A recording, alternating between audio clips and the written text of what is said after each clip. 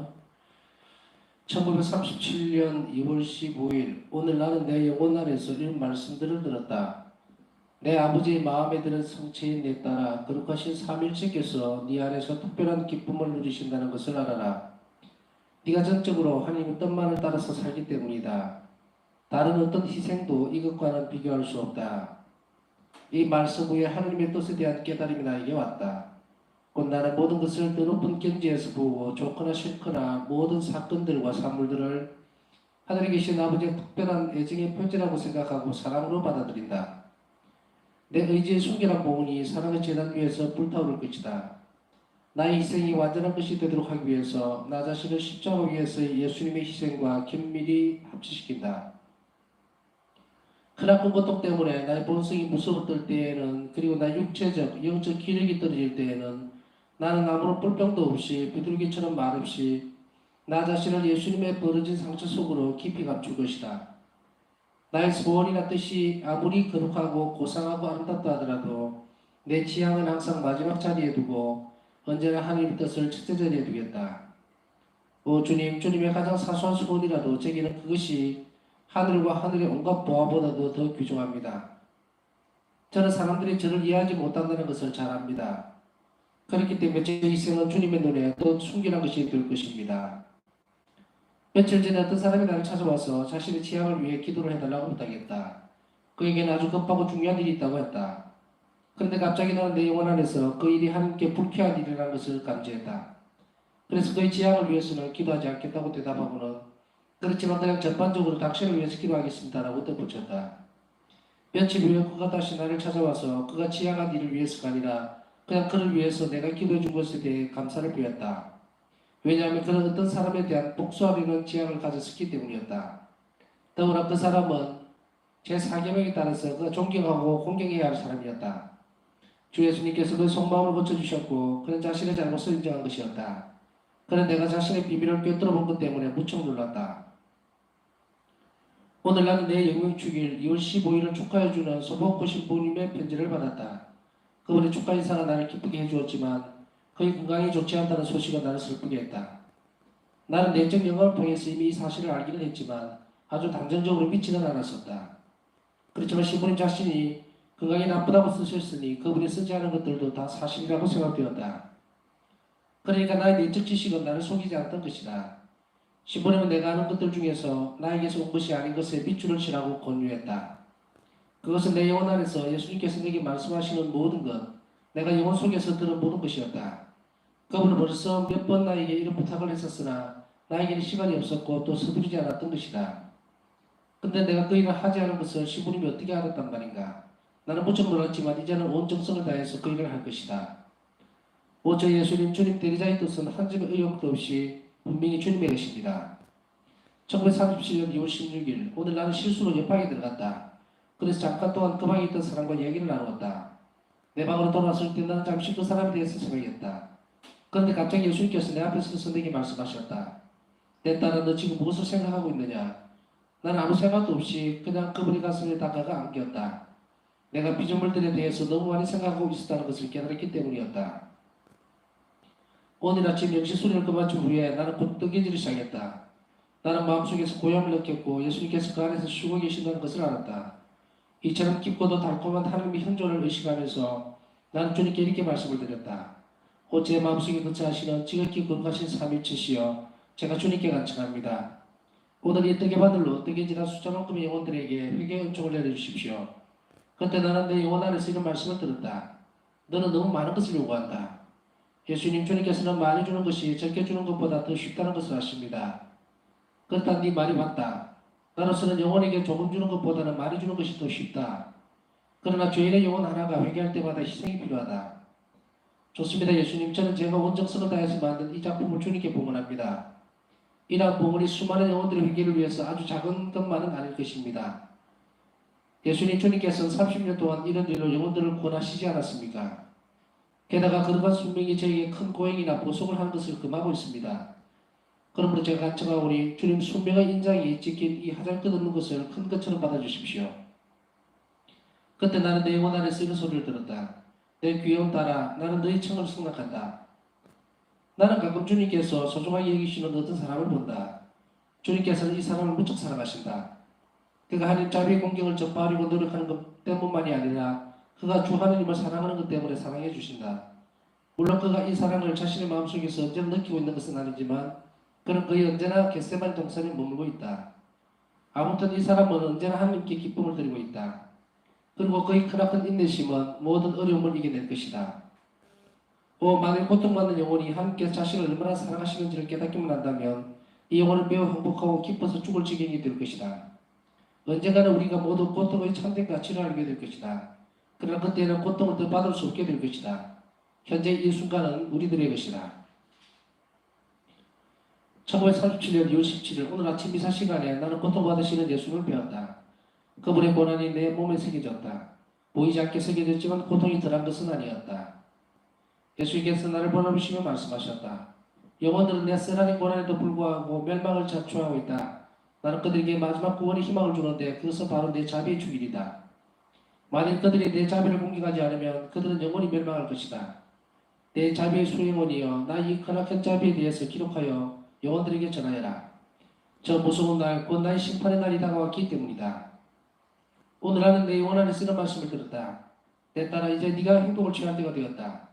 내가 너와 함께 있다. 크나큰 박해와 고통들이 너를 기다리고 있다.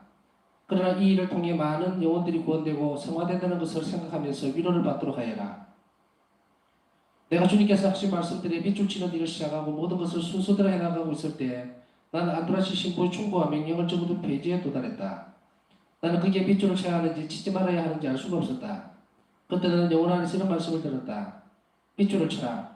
이 말들은 내 말이기 때문이다. 너에게 말하고 너에게 확신을 주기 위해서 난 내 마음에 버신 신부의 입을 빌렸었다. 너는 죽을 때까지 이 명령들을 지켜야 한다. 만일 네가 이 명령에 순종하지 않는다면 너는 전혀 나를 기쁘게 해줄 수 없을 것이다. 내가 너의 영혼과 나 사이에 그를 두었다는 것을 알아야 한다. 나는 네가 안심하고 또 실수하지 않도록 하기 위해서 이렇게 하는 것이다. 내가 너를 이 사제의 특별한 지도에 맡겼으니 너는 나와의 친밀함에 대해서 너희 장상들에게 자세히 말하지 않아도 된다. 다른 모든 일에 있어서는 장상들에게 어린아이처럼 행동하여라. 그러나 내가 너희 영혼의 깊은 곳에서 하는 일은 오직 사제에게만 아주 솔직하게 이야기하여라. 하나님께서 나에게 영적 지도자를 주신 다음부터는 그전처럼 장상들에게 모든 것을 보고하라고 말씀하지 않으셨다는 것을 나는 깨닫게 되었다. 외적인 것들만 장상들에게 이야기하고 그 외에는 오직 지도자만이 내 영혼을 이해한다. 영적 지도자를 갖는다는 것은 하나님의 특별한 은총이다. 극속세 영혼들만이 이런 은총을 받았으니 영혼은 크나큰 어려움의 와중에서도 항상 평화를 누린다. 매일 영성제 후에 나는 주 예수님께 이러한 은총에 대해서 감사드린다. 그리고 매일 성령께 그분을 비추어 주시라고 청한다. 나는 내 영혼 안에서 지도자의 말씀이 어떤 능력을 가지고 있는지를 생생하게 체험했다. 하나님의 자비시여 이 업적에 대하여 찬미받으소서. 오늘은 여기까지 읽겠습니다. 우선 오늘 가장 먼저 살펴봐야 할 대목 첫 번째로 하나님 자비 주길입니다. 오늘 뉴스를 잠깐 보니까 아마 내년 중반쯤 돼야 팬데믹이 좀 수그러들지 않을까라는 얘기를, 그러니까 그때까지 내년 중반이니까 뭐 우리 잘 알다시피 내년 여름까지 간다는 이야기죠.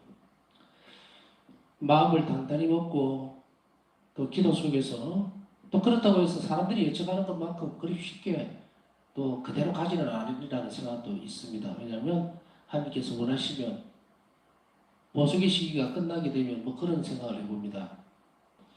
하나님께서 초대하시는 것은 고통스러운 가운데에서의 회개에 대한 초대입니다. 그래서 이 시기가 어렵지만 그러나 또 어렵다고 해서 그냥 머리로만 어렵다고 하면 우리의 고통들은 굉장히 가중화가 될 겁니다. 때로는 이 세상 안에서 쓸모없는 고통은 하나도 없어요. 그렇지만 그 고통의 진원지가 우리 자신의 죄 때문이라면 이것은 다른 문제입니다. 우리가 다른 영혼들을 위해서 또 어떤 이들을 위해서 고통을 당해야 되는 특별한 경우가 생길 수도 있겠지만 그것은 그렇게 많지가 않습니다. 그런 영혼들은 대부분은 세상의 죄 때문에 우리 자신의 죄 때문에 고통을 받을 수밖에 없다는 것. 그렇기 때문에 그것에서 벗어나기 위해서는 회개의 태도가 반드시 필요합니다. 이렇게 초대하시는 예수님의 모습들, 말씀들에 귀를 기울이면서 오늘 자매축일에 대해서 한 번 더 강조를 하고 싶습니다. 너무도 지금 세상에 특히 우리나라에 자매축일을 아는 사람들이 없어요. 아, 나는 잘 아는데 이렇게 얘기할 수 있는 사람이 없어요. 그리고 특히 자매축일에서 오는 이 은총에 대해서 아는 사람들이 손에 꼽을 정도입니다. 손에 꼽을 정도라는 말은 물론 이 방송을 통해서 그 전에 자매축일에 대해서 굉장히 많은 이야기들을 했고 또 방송으로도 올려놨어요. 강의로. 거기에서 보면 가장 중요하게 생각되어지는 것, 또 가장 강조해야 되는 것 자매축일에서 그것은 자칫 잘못하면 자매축일을 지내는 데 대해서 또 따라오는 것에 대해서 어떤 그 은총을 받을 것인가, 어떤 약속을 해주셨는가에 초점을 맞춰버리는 경우가 있는데요. 그러다 보니까 한쪽적으로 보면 자비의 축일 전 9일기도 하고 자비의 축일 당일에 대해서만 초점을 맞추는데 이거 안 됩니다. 가장 기본적으로 깔려있는 것, 자비의 축일 전 9일기도가 됐던 자비의 축일에서 오는 완전 은총을 받는 그 순간이 어디가 되어져야 되냐면 기본적으로 하나님 자비를 일상생활 속에서 실천하는 사람이라야만 된다는 조건이 붙어 있어요. 그 이외에 예수님께서 약속하신 것은 자비로움의 큰 폭으로 이해했을 때에 그 당일날 오늘 자비 주일인데 그런 것이 있었나라고 하는 그리고 그것 때문에라도 회개하는 영혼이 있다면 거기에 적절한 은총을 베풀어 주시겠다고 그들도 내버려 두지는 않겠다. 당신의 자비를 베풀어 주겠다라고 하는 것이지 자비 주기로서 오늘 완전한 이 은총에 부합하기 위해서는 지금부터 해야 되죠. 물론 여러분들이 잘 준비하고 오신 분도 있겠지만 자비 축일은 그냥 호락호락한 축일이 아닙니다. 매 순간 매 시간마다 지금 그래서 이 바울사 성령 일기를 묵상하면서 계속 우리는 하나님 자비에 대해서 듣게 되고 자비를 실천하는 방법이 무엇인지를 이미 익숙하게 자꾸 익숙해지기 위해서 노력을 하고 있죠. 그래서 우리 영혼 자체가 예수님을 닮아서 자비로 변형이 되어야 된다. 그랬을 때 이 자비 축일에서 오는 은총을 받을 수 있는 것이지 준비되지 못한 사람들이 그냥 축일날 와서 뭐 어떻게 하고 이런 거 아니에요. 절대로. 우리 자신들도 늘 그걸 실천하는 그 길목에 서 있어야 되겠지만 제가 이 말을 다시금 꺼내는 이유는 오늘 자비 축일에 대한 이야기도 나오지만 주변에 많은 분들에게 준비를 시켜 주시라는 이야기입니다. 어떤 사람들은 보면은 정말로 답답한 얘기를 하고 있어요. 그거 자비 상품 우리 집에 있어. 그 자비 오다기도 묵출하는 거 그거 내 매일 바쳐. 뭘 하러 바치는지도 몰라요. 어떤 마음가짐으로 무엇으로. 가장 기준이 되는 것은 내가 하나님 자비를 믿느냐는 문제입니다. 자비 오다기도도 마찬가지예요. 입으로 중얼중얼중얼 하는 것으로 끝나서는 안 됩니다. 우리 영혼이 자비로 변형이 되어져야 돼요. 그래야만 그 하느님의 자비를 청하는 그 기도가 하나님 자비를 얻어내는 거예요. 자비를 실천하는 사람이 드리는 기도가 하나님 자비 오단 기도입니다. 하나님 자비는 도대체 바라지도 못하고 일상생활 속에서 하나님을 자비롭지 못하다고 늘 느끼고 불평을 하는 사람이 자비 기도를 입으로만 하면 뭐합니까? 아무 소용없어요. 그거는 예수님께서 아예 거절해버리는 기도거든요. 어디 보면 로지키 신고라고 다음에 영성 강의를 할 때 또 혹은 자매시신 강의를 할 때 이 로지키라는 신부님의 이름을 자주 듣게 될 텐데 로지키 신부님은 그 이야기를 하고 있죠. 하나님의 자비를 악용하는 사람들. 그런 표현을 써요. 그것은 다음에 또 설명할 기회가 있으면 하겠지만 이제 그것을 이야기하고 싶어하는 것은 아니고 제가 지금 이건 뭐 하는 것은 당부드리는 거예요. 내년 이맘때쯤 되면 정말 더 혹독할지도 모릅니다. 이 시련이 우리 자신들도 마찬가지고 그 지금 다 단단히 무장을 해야 되는데 또 자비 주기를 맞이하는 그 은총스러운 순간들, 시기들을 내 옆에 있는 가족들 또 내 사랑하는 사람들, 내 이웃들하고 나눠야 되지 않겠어요? 올해는 너무도 초라하게 지나간 이 자비 주길이지만 내년에는 많은 사람들이 잘 준비했으면 좋겠다 싶어서 제가 첫 번째로 이 말씀을 드리고 싶습니다. 그래서 지금부터라도 사람들에게 권고를 하셔야 돼요. 기도만 하면 되는 거 아닙니다. 고일기도만 하고 뭐 이렇게 한다고 해서 자비 축일에서 은총을 받을 수 있는 거 아닙니다. 왜냐하면 분명히 자비의 축일에 대해서 말씀하실 때 예수님께서는 이미 기본적으로 자비의 신심을 살아가는 사람들이라는 표현을 그 말씀을 염두에 두고 하시는 거예요.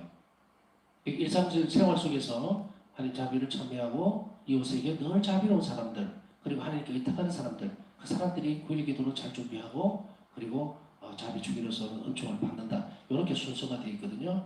그러니까 정말 자비 주기로서 은총들을 내년에는 많은 사람들이 받을 수 있도록 잘 준비할 수 있도록 여러분들이 잘 이끌어 주시면 하는 바람이고 그러기 위해서 첫 번째 자리에 놓은 겁니다. 오늘 상시간을 통해서 올해 미흡하게 자비 주기를 준비한 분들도 있을 것이고 몰랐던 분도 있을 것이고 그러나 내년에는 더 좋은 정말로 좋은 모습 우리가 살아있다면 제가 늘 이쁘리처럼 이야기하죠. 우리가 내년에 자비 주기를 맞이할 수 있다면 정말로 은혜는 주기를 맞도록 지금 잘 준비할 수 있도록 예수님께 이 시간에 그렇게 은총을 청하시고 또 이웃에게도 그렇게 권유할 수 있는 그런 은총을 주십사 하고 청했으면 좋겠습니다. 내 자비를 공경하지 않으면 그들은 영원히 멸망할 것이다. 저 무서운 날, 곧 나의 심판의 날이 다가왔기 때문이다. 심판의 날이 다가왔다는 말은 자비 축일에만 나와 있는 이야기입니다. 그러니 이 축일이 얼마나 중요한지 우리는 잘 알아들어야 됩니다. 그 다음에 두 번째로 살펴볼 것은요. 이것을 보면서 저도 많은 생각을 했어요. 그렇구나. 어떤 부분인가 눈치를 채셨어요? 바울사 성녀가 며칠 전에 기도 부탁을 받았는데 저도 이러면서 기도 부탁을 많이 받기는 받는데 전에 이 부분을 묵상하면서 그렇구나. 내가 왜 지난번에 기도 부탁할 것이 있으면 편지 형식으로 이렇게 적어달라고 그래요. 보내라고 그랬죠. 메일로 보내든 아니면 우편으로 보내든 아니면은 다른 방식으로 보내주든 그러면 제가 그걸 해서 저 유해함 있는 청원기도 보관함이라는 그것에 넣어주겠다 이랬죠. 그게 감사기도가 내용이 됐든 체험을 한 것이 됐든 아니면 어떤 것이든 다 좋다. 근데 여기에서 기도의 요청에 대한 부분만을 봤을 때에 그 기도의 내용을 잘 알아야 되기 때문이에요. 그래서 제가 편지 형식으로 물론 실명을 꼭 쓸 필요는 없어요. 로사, 마르타 이런 식으로 적어도 상관은 없습니다. 그런데 내용은 정확해야 되겠죠. 왜냐하면 제가 여기서 읽은 것은 하나님 앞에서 읽어드리는 것이니까 또 혹은 하나님 안에서 공부하는 것이기 때문에 그것을 정확하게 알아야 됩니다. 그래야만 돼요. 그런데 다른 학교들을 보면 어떤 때는 이런 이야기를 들을 때가 있어요. 예수님이 아니고 신부님 오늘 제가 어려운 점이 있습니다. 참 곤란한 게 있는데 저를 위해서 기도해 주십시오라고 했을 때 그 전에 아주 오래전에 본당 신부할 때는 예 알겠습니다. 기도해 드릴게요. 이러고 넘어갔거든요. 근데 그 이후부터는 이상하게 어떤 느낌이 드느냐면 상황 자체를 소상하게 잘 들어야 내가 기도를 잘 해줄 수 있겠다는 생각이 드는 거예요. 상대방의 입장을 잘 들어야 되는 게 일단. 그래야만 기도하면서 그 내용을 하나님께 청을 하든지 기도로 도와줄 수 있지 않겠습니까? 그래서 그 부분을 한 번도 어긴 적은 없어요. 그래서 누구든지 지금도 기도 부탁합니다 이러면 어떤 기도 내용입니까? 하고 반드시 물어봐요. 그것을 참 잘했다라는 생각이 드는 게 오늘 그랬었구나 하고 느꼈던 게 바로 이 부분이죠. 바울사 성녀를 찾아와서 자신의 취향을 위해서 기도를 해달라고 부탁을 했는데 바울사 성녀는 내적으로 알게 된 거예요. 이 기도 내용이 이상하다. 이 취향이라는 게. 왜냐하면 그 사람 아무 내용도 이야기 안 하고 자신의 취향을 위해서 기도를 해달라고 그랬는데 그게 어떤 부분인가 나중에 드러나느냐면 사계명에 따르는 것으로 한다는 말이 뭐냐면 아시죠? 부모를 공경하래요. 근데 그는 어떤 사람에 대한 복수하려는 지향을 가졌습니다. 부모에게 복수하려고 그게 자기 지향이에요. 그걸 위해서 바오사 성인에게 감이 와서 기도를 해달라고요. 그러나 주님께서는 바로 바오사 성인에게 내적 영감을 불러일으키셔서 이것이 뭐가 이상하다. 그래서 그 당신의 지향에 대해서는 기도를 해줄 수가 없다. 그러나 당신을 위해서는 기도해 주겠다. 그랬더니 이제 그 사람이 회개했죠. 회개해서 와서 그 속마음까지 고쳐주고 그 잘못을 인정하게 만들어 놓았다는 이야기를 오늘 하고 있습니다. 여러분들도 마찬가지로 누군가 기도를 청할 때에 정말 그 내용을 잘 알고서 해줘야지. 예, 무턱대고 기도 좀 해주세요 그런다고 해서 예 알았습니다 한번 아무 뜻도 모르고 전에 그 말씀을 드린 적 있잖아요. 만약에 어떤 사람이 도둑질 하러 가는데 찾아와서 신부님 오늘 밤에 제가 할 일이 있는데 그걸 잘 되도록 도와주십시오. 근데 여기 먼저도 뭐 그래요 같이 기도할게요 이랬는데 사실 그 사람 도둑이면 어떡할 거예요? 어? 기도 부탁한 내용이 오늘 도둑질 잘 잡히지 않고 도둑질 할 수 있도록 도와주십시오. 안에 싹 빼버리고 그냥 자기가 할 수 있는 하고 싶어하는 그 일을 잘 도와달라고? 이것은 어떻게 보면 참 실수가 아니고 실소. 웃음이 나오는 이야기예요. 실실 웃음이 나오는 대목일 수도 있겠지만 이런 경우가 있을 수 있습니다. 그러니 우리 영혼이 항상 깨어있도록 남을 위해서 기도하는 잘못하면 동조자가 되어버릴 수도 있어요.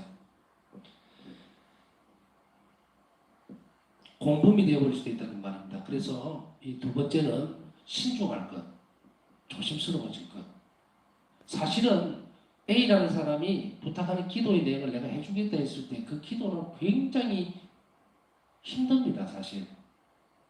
그런데 그걸 왜 지고 가야 되느냐? 누가 저에게 기도를 부탁하면 제가 기도할 때도 아주 그냥 신이 나고 그리고 기운이 막 나서 기도한다고 생각하시지는 않겠죠.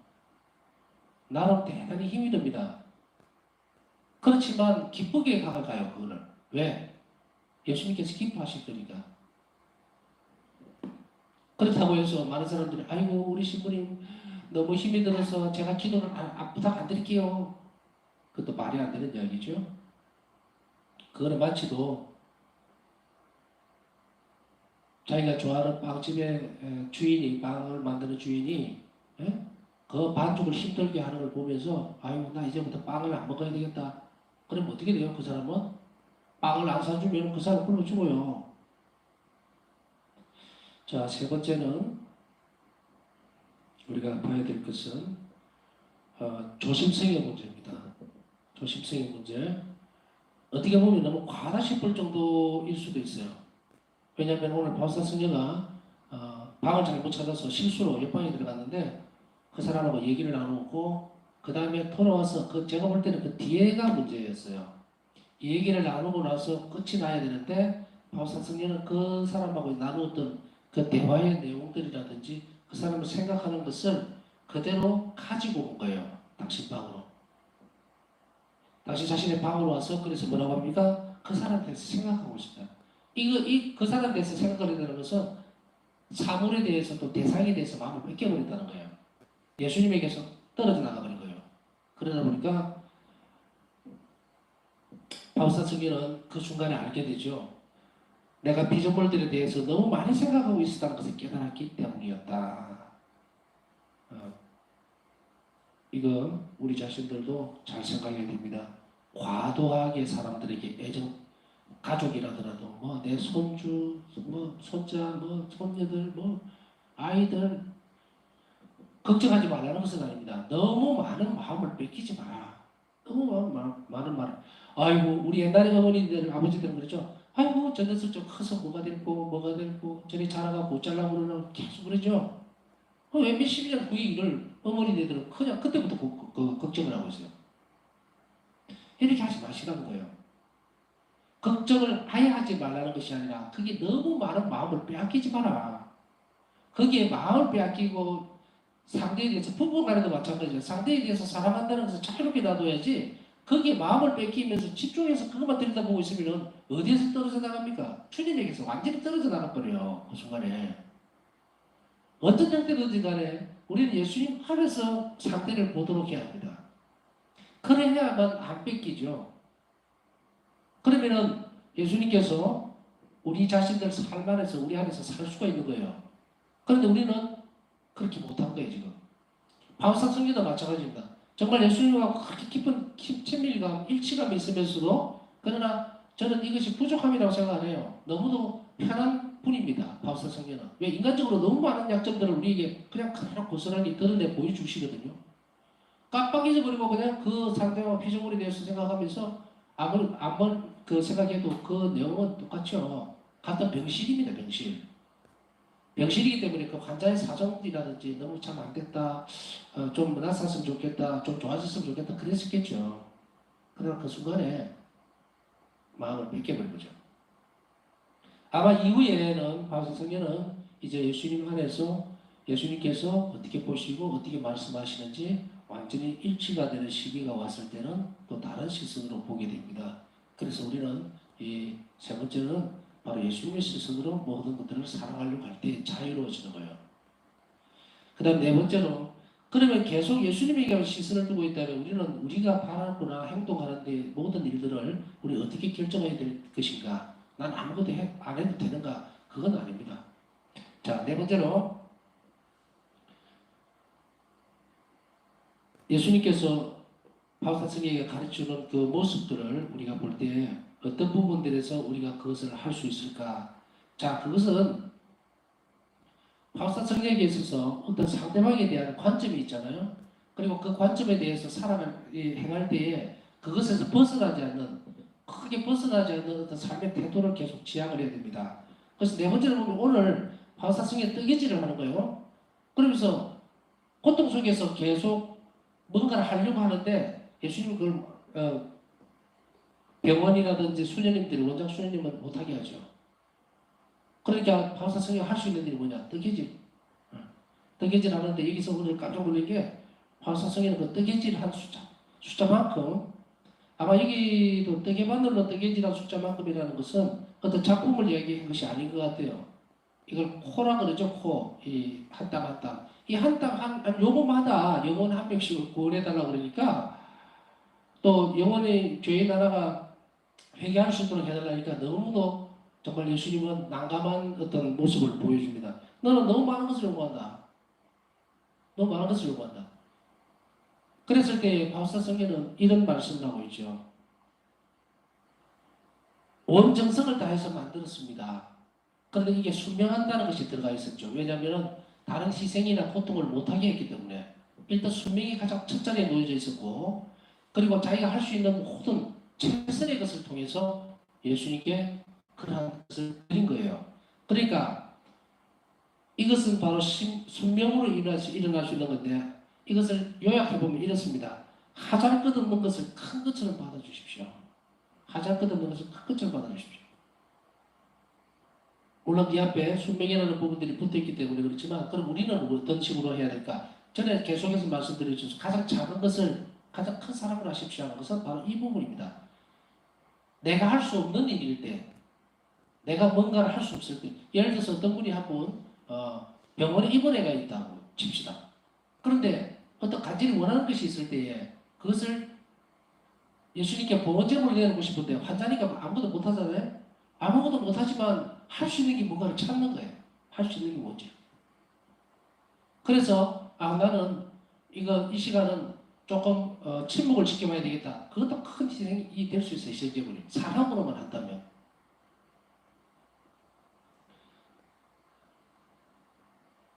그때 나는 내 영혼 안에서 이 소리를 들었다. 내 귀여운 딸아 나는 너의 청을 성랑한다. 그 다음에 이것과 이어서 그러면 우리 노력들이나 이런 것은 필요가 없는가? 우리 행동들은 어떻게 따라가야 되는가 했을 때 그 다음에 우리가 살펴봐야 되는 것은 어떤 것이냐면요. 내가 지향하는 것은 가장 마지막 자리에 놓으십시오. 가장 마지막에. 하나님 뜻은 가장 앞자리에 놓으시라는 얘기예요. 그러면 하나님의 뜻은 제일 앞자리에 놓아두는 것은 뭡니까? 거룩한 뜻, 사랑과 자비죠. 그것을 가장 먼저 정하고 영혼들의 구원을 위해서 모든 역량들 이 성시간을 그려가야 됩니다. 모든 것은 가장 앞자리에 두고 우리 자신의 뜻이나 청이나 인대시오 지향이죠. 그거는 가장 마지막 자리에 두어야 한다. 그러면은 앞에서 이끌어가는 건 뭡니까? 하나님 뜻이고 뒤에 따라오는 것은 선물입니다. 그게 내 지향이죠. 그러니까 우리가 아무 소리 안 해도 좋다. 그거는 아니죠. 청할 것은 청하십시오. 그러나 그걸 제일 앞자리에 놓지 마라. 주님 오늘 뭐 이런 일이 있으니까 내일 뭐 면접 시험 봅니다. 그러니까 면접 잘 되게 해주세요. 그걸 앞자리에 놓지는 말고 그걸 뒷자리에 놓으시라는 거예요. 그걸 가지고 앞에 놔버리면 한 시간 동안 내들 군심이 들어버려요. 아, 내일 면접 어떻게 보지? 내일 어떻게 무슨 대답을 해야 될까? 그렇죠? 그럼 완전히 다시 믹스가 되어버립니다. 그러니까 그렇게 하지 말고 그것을 짧게 청을 앞에 놓고 그 다음에 뒤에 집중을 하셔야 돼요. 그래야만 이 순서가 뒤로 가서 내 지향도 그 앞에 큰 물결을 따라서 이루어지게 되어 있습니다. 오늘 수갑북이 몇 가지 말씀을 드렸는데 묵상하시면서 우리가 오늘 묵상한 내용들이 우리 영혼 안에 잘 자리 잡을 수 있도록 그렇게 하나님께 청을 하고 또 그에 필요한 은총들 이 시간에 함께 청해 보도록 합시다.